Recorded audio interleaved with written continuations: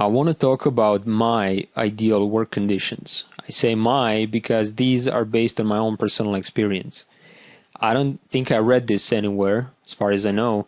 So what I would suggest is that if you are an experienced retoucher who already has deadlines, you have clients waiting, you know your capabilities, you know what works for you, what one doesn't. That's perfectly fine. Just stick with that. But if you're new to this, and if you want to spend you want to spend your time in the best possible way to learn, especially dodge and burn, maybe from this DVD or some other DVD, doesn't matter. I would suggest that you take your 100% of time, your work time. This could be 5 days, it could be 20 minutes, it could be 10 hours, it could be 2 hours, it could be 8 hours. It doesn't matter. Whatever your time is, you divide it into 3 sections.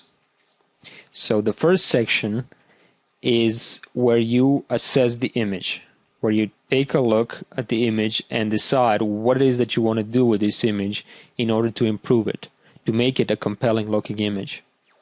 You can put notations on the image if you want to help yourself, or you can just sit back, enjoy the image, and decide what it is that you want to do. Once you completely find out and know exactly what you want to do, then you start to work on the image. Now, for the next 50% of the entire work time, you work on the image and you also make short breaks. What does that mean? Well, that means that you walk out of your chair, walk across the room, stretch out, things like that. Go to the bathroom, grab something to eat. Now, once you're done with that, and I'm assuming that you're going to be working on an image for more than 2 hours.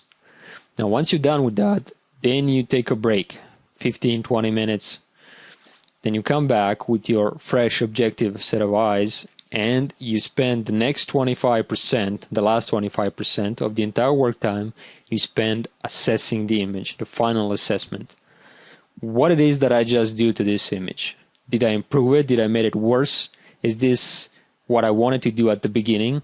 Is this what the client wants? If I'm the photographer, this is what I want. Now, once you answer those questions, you can sit back and relax, enjoy the image. And once you really know what it is that you accomplished here and you're satisfied with your results, you can compare before and after even if you want to. Then you say, okay, now I have done this image good. I have made it a better image than it was. If it's not done, fine. You start working on the things that you need to improve to make this image a finished image at the end. And that is what I recommend. You spend your entire 100% of your working time divided into 3 sections like I explained, and I believe this will give you the best results in overall quickest time. And also I want to point out certain things that you can do while you're working. For instance, since this is a title about working conditions, I also want to talk about your posture, your stretching habits, your blinking habits. For instance, you should definitely blink often because, and I learned this the hard way, our eyes have a natural protection in form of our tears, which work basically like antibiotics or something like that.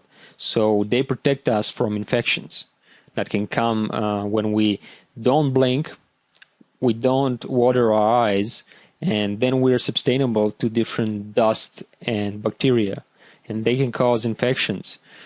They can give you a pink eye or conjunctivitis or whatever the terminology proper is. And I had this and I would recommend against it. So blink often, definitely. Also, make sure that you are making short stretch breaks.